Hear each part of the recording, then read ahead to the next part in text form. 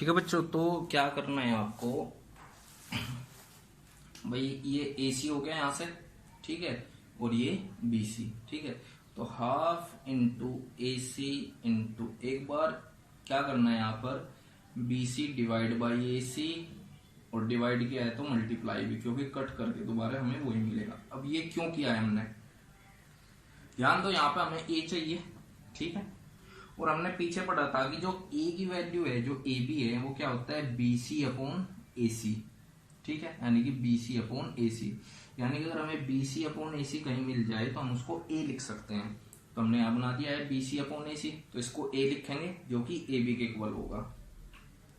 तो half into भाई ये AC स्क्वायर और BC बाई AC को आप लिख दोगे A, तो हाफ इंटू A, और AC क्या है यहाँ पे T, तो T स्क्वायर, ठीक है।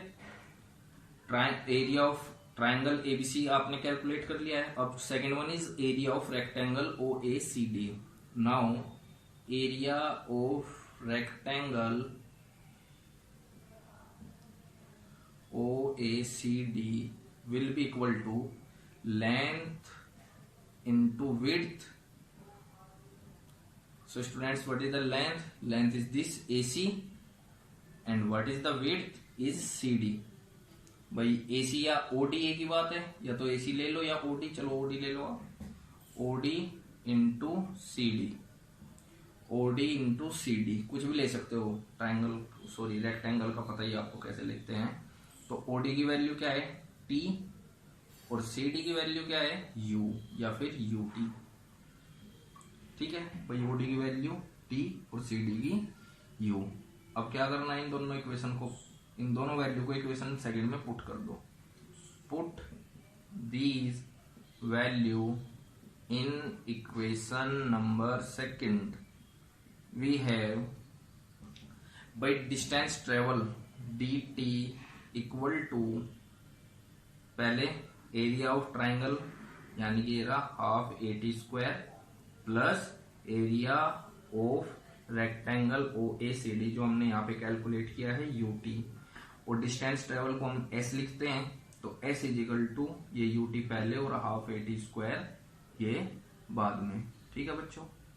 ये इस तरह से हमने कैलकुलेट कर लिया है।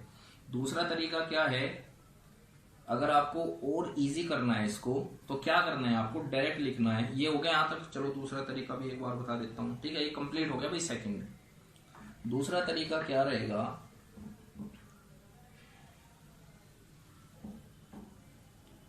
भाई area under the graph OABD है ना। अब ध्यान दो, एरिया ऑफ OABD, और ये क्या बन रहा, ट्रेपीजियम। क्यों, क्योंकि इसकी दो पैरेलल साइड है और दो नॉन पैरेलल, भाई ये और ये पैरेलल, और ये AB और OD नॉन पैरेलल, ठीक है। अब एरिया ऑफ ट्रेपीजियम क्या होता है, हाफ इनटू ये S हो गया, सम ऑफ पैरेलल साइड, सम क्या है OA प्लस BD, पैरेलल ये दो ही तो है, और distance between parallel side that is OD। तो हाफ इनटू OA की वैल्यू U, BD की वैल्यू V, और इंटू OD की वैल्यू T। अब यहाँ पे डायरेक्ट रख दो, हाफ इंटू पहली इक्वेशन से V equal to U plus AT into T, half ये T की मल्टीप्लाई करो, देखो एक U ये, तो 2U प्लस AT, और नेक्स्ट में T की multiply 2UT plus AT square, भाई T यहाँ पे आ गया, और T इंटू T स्क्वायर, और वो हाफ की मल्टीप्लाई अंदर कर दो, तो ये 2 से 2 कैंसिल हो जाएगा, तो UT और प्लस यहाँ पे हाफ आ जाएगा AT स्क्वायर। इस तरह से आप कर सकते हो सेकंड इक्वेशन ऑफ मोशन भी ट्रेपीजियम से। अब थर्ड इक्वेशन ऑफ मोशन करेंगे हम, जो कि सेम इसी फॉर्मूले से करेंगे। कैसे करेंगे, दोनों में क्या डिफरेंस होगा अभी आपको मैं बता देता हूं।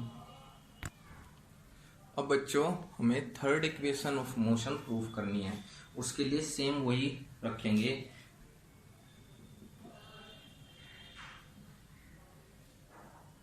we have distance travel area of trapezium OABD। Same वही रखना है जो सेकंड तरीका मैंने आपको बताया था सेकंड इक्वेशन ऑफ मोशन के लिए, वो इसमें सेम यूज होगा। तो dt की जगह s, एरिया ऑफ ट्रेपेजियम वही half into sum of parallel side into distance between parallel side, distance between parallel side. ठीक है, ये करना है आपको। तो s equal to half into sum of parallel side OA plus BD into distance OD। भाई दोनों के बीच में OD डिस्टेंस है या AC, A की बात है, कोई सी भी आप ले सकते हो। हाफ इंटू, अब देखना उससे अलग कैसे होगा ये, OA U प्लस BD की वैल्यू V और इसकी वैल्यू T। अब अगर आपको यहीं से ही सेकंड इक्वेशन बनानी है तो V बराबर U प्लस AT रख दिया था हमने, लेकिन अगर यहीं से आपको थर्ड इक्वेशन बनानी है तो ध्यान दो आप, थर्ड इक्वेशन में हमारे पास T नहीं है, यानी कि थर्ड इक्वेशन के लिए याद रखना हमेशा एक ट्रिक है कि यहां से आपको T को वैनिश करना है। ठीक है, तो T कैसे वैनिश होगा अभी बताता हूं भाई। इसको V प्लस U भी लिख सकते हैं, U प्लस V या फिर V प्लस U एक ही बात है। और T की जगह क्या रखोगे आप भाई, देखो V equal to U plus AT, first equation of motion पता है हमें। ठीक है, तो अगर यहां रखोगे तो सेकंड प्रूफ होगी, हमें करनी है थर्ड प्रूफ। थर्ड के लिए हमें T गायब करना है, तो यहां से T की वैल्यू कैलकुलेट कर लो। तो ये इधर आ गया minus V minus U equal to AT और T equal to V minus U upon A। भाई ये अपॉन में यहाँ पे, तो T की वैल्यू ऐसे हो जाएगी V minus U upon A। यहां रख दो ये value V minus U upon A। ठीक है, S equal to V plus U into V minus U upon 2A। ये 2A की मल्टीप्लाई इधर हो जाएगी, तो 2AS इजिकल टू, ध्यान रखना बच्चों एक फॉर्मूला है A plus B into A minus B, ये होता है A square minus B square. Means अगर सेम क्वांटिटी ऐड हो रही है और सेम ही क्वांटिटी सब्सट्रैक्ट हो रही है तो हम पहली क्वांटिटी का स्क्वायर लिख देते हैं और माइनस दूसरी क्वांटिटी का स्क्वायर। सेम इसी तरीके से पहली क्वांटिटी V यहाँ और दूसरी U, तो यहाँ पे V और U ऐड हो रहा है और दोबारा V में से U सब्सट्रैक्ट, तो क्या करेंगे पहले का स्क्वायर माइनस सेकंड का स्क्वायर। ठीक है, अब ये U स्क्वायर इधर नेगेटिव है, इधर आके पॉजिटिव हो जाएगा, तो U स्क्वायर पॉजिटिव इधर आके plus 2AS equal to V square, और ये वैल्यू यहाँ पे रख दो, साइड चेंज कर दो, तो V square equal to U square plus 2AS। ये थर्ड इक्वेशन ऑफ मोशन हमने यहाँ पर प्रूफ कर ली है। ध्यान रखना है कि अगर थर्ड इक्वेशन प्रूफ करनी है ट्रेपेजियम वाले से तो T को वैनिश करना है, अगर सेकंड प्रूफ करनी है ट्रेपेजियम वाले से तो यहां से V को गायब करना है। ठीक है, ये मेन है। और सेकंड मैंने आपको बता दिया था अलग तरीके से भी, पहले जो हमने किया था पूरा लेंथी वो भी है और ये भी है, और थर्ड का सिर्फ ये हमारा T वैनिश करना है। ठीक है बच्चों, तो यहाँ पर ये आपका equation of motion by graphical method complete हो जाता है। अब बचा है आपका टॉपिक यूनिफॉर्म सर्कुलर मोशन। अब वो मैं आपको करा देता हूं लास्ट पॉइंट। तो बच्चों ये है हमारा यूनिफॉर्म सर्कुलर मोशन। तो किसे कहते हैं यूनिफॉर्म सर्कुलर मोशन? अगर कोई भी बॉडी या ऑब्जेक्ट क्या करता है, किसी सर्कल में मूव करता है, जैसे ये सर्कल है, यहाँ पर कोई ऑब्जेक्ट रखा है और इस सर्कल में क्या कर रहा है, ये मूव कर रहा है। ठीक है, तो क्या कहेंगे इसको कि ये सर्कुलर मोशन कर रहा है। ठीक है, तो ध्यान दो आप कि सर्कुलर मोशन के लिए एक सर्कुलर पाथ अवेलेबल है। यहाँ पे क्या है, एक सर्कुलर पाथ अवेलेबल है। ठीक है, तो इसकी डेफिनेशन लिख लेते हैं हम एक बार कि whenever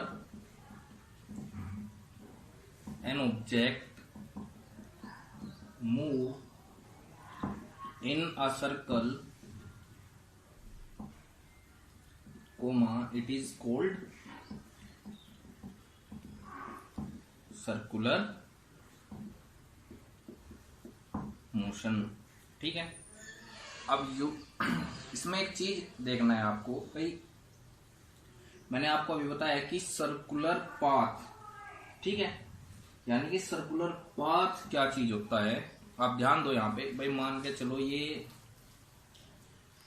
स्क्वायर है, ठीक है, और ऑब्जेक्ट यहां रखा है, ठीक है, तो यहां से चलना स्टार्ट किया उसने, तो फर्स्ट टाइम उसने अपनी डायरेक्शन चेंज की, ठीक है, इसके बाद यहाँ आया वो सेकंड टाइम, फिर यहाँ पे थर्ड टाइम, और उसके बाद यहाँ पे फोर्थ टाइम, यानी कि ये उसका पाथ है जिस पर उसे 4 बार अपनी डायरेक्शन चेंज करनी पड़ी। ठीक है, अगर इसके नंबर हम और बढ़ा दें, ठीक है, इस तरह से कर दे इसको, तो कितनी साइड हो गई इसमें 1 2 3 4 5 6 7 8, तो ऑक्टागोनल हो गए। ठीक है, क्या हो गए ऑक्टागोनल। तो इसमें कितनी टाइम्स करनी पड़ेगी 1 2 3 4 5 6 7 8 टाइम्स। अगर और बढ़ा दे हम इसमें, ठीक है, और बढ़ा देते हैं, तो ध्यान दो जैसे जैसे हम साइड बढ़ाते जा रहे हैं वैसे वैसे सर्कल की फॉर्म लेता जा रहा है। किसकी? सर्कल की। ठीक है, यानी कि अगर हम बात करें सर्कुलर पाथ की, तो वो बना होता है इनफाइनाइट टीनी पाथ या फिर साइड, इनफाइनाइट टीनी साइड।